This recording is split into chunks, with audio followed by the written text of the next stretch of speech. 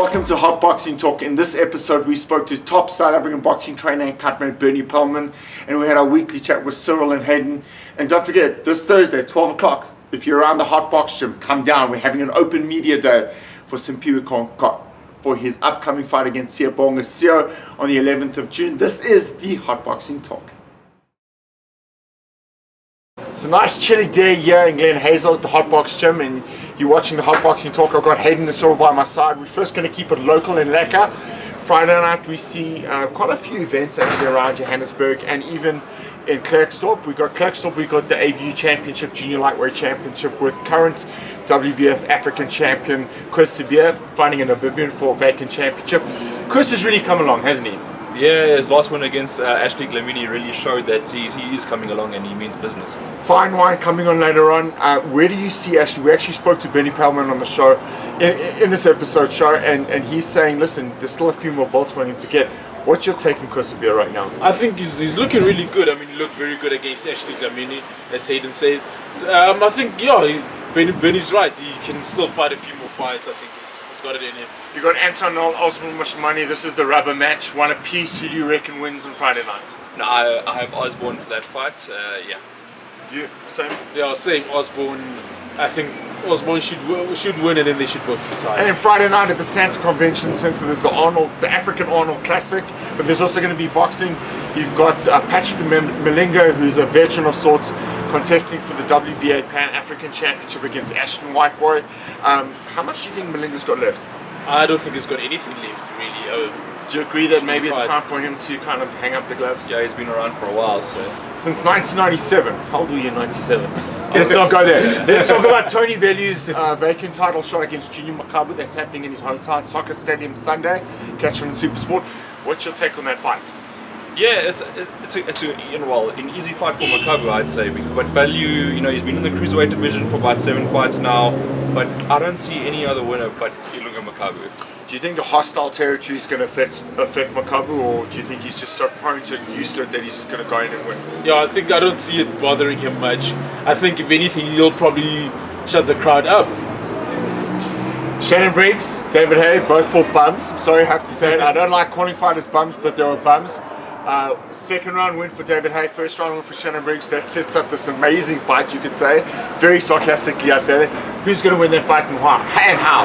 Let's go, champ. No, I'm just joking. It's going to be David Hay for me, yeah. We discussed it a couple of weeks ago on the show. The last thing to go is the fighter's power. Do you think Hay has to be wary of Shannon Briggs' power or not? Of course, Briggs still has the power, but Hay takes it. Although the build-up will be quite nice. Okay, so I'm going to put you guys on the spot. How does David Hay win? What round? Choose it. I'll go round 6. 5 or 6, yeah. Sure, and he's quite a sturdy guy, Shannon Briggs. Well, the two gentlemen have kind of agreed, different rounds though, right here on Hot Boxing Talk. So this is a very special moment for me on Hot Boxing Talk. I've been crapped on to a certain point because it's taken me a long time to get this gentleman by my side right here on the Hot Boxing Talk. Bernie Paleman, a friend, a family friend as well, a boxing friend, someone I consider family. He often works in the corner being my cutman and co-trainer along with Vusi Mtolo. Bernie, welcome to Hot Boxing Talk.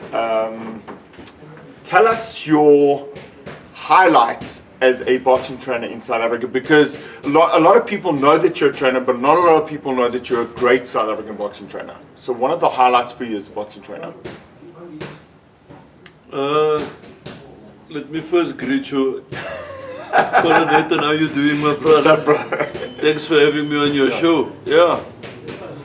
Being a trainer, not an easy job for me. Yeah, being around, working with Colin, having my own gym, training 3 times world champion Malcolm Klaasen, one of my boxers, Sipho Taliwe, WBC Intercontinental Champion, Kosi Bia, now WBF Champion, Gauteng Champion, one of my youngsters, Ronald Malindi, 7 fights, 7 wins. Yeah, that's it. So tell me, I mean, you've trained fighters now since the early 2000s. What has been the highlight for you as a boxing trainer? If you say highlight, do you mean What was my best fights? Yeah, well, I mean, if you had to say pick one fight that stands out for you as a trainer, what would it be? 2003, Baldwin Shakale visits El Moraes. Everybody think that El was going to walk over Baldwin, but listen, we've been preparing for that fight, and Rodney Berman did that fight for us. At Sun City, that was a Sun rematch. City. So there was a lot of needle between you guys before, but no, we've spoken about it off camera before, but you guys are friends. No We're problem. friends, yes, no problem. And if you think back now to your career, what was the worst point for you as a trainer? Worst point as a trainer? There's everyday worst points as a trainer because you have to put your A, B, C together. Other than that, I carry on with everything that's coming to me, everything that's thrown to me. We never had an easy one, eh? So tell me, now that Kurs is really doing well, I mean, he fights this Friday for the ABU Championship, coming off a good win against Ashley Dlamini in a rematch as well, winning the WBF African Championship. Where do you see Kurs now, say in the next year or two? Because a lot of people feel that, or felt at the time, that he was kind of over the hill. He's come back, he's performed really well. He was really unlucky to lose to Jasper last year. I thought he won the fight. Where do you see him going in the next year or two? There's only about a year or two left in him. So it's what you put in the game. I don't want to mention names like big names, Bernard Hopkins, how old was he? We do as we want to do. And how are you preparing? How's your fitness? What are you doing in your spare time? The boy is a clean living boy. So I think the 2 years that is left for him, he can still pick up a few silverware. So I mean, would you like to be chasing that rematch with Jasper Soroka? If you give it to us, yes. Easy? Yeah. Easy fight for us? Yes. So that fight was supposed to happen. Why didn't it happen?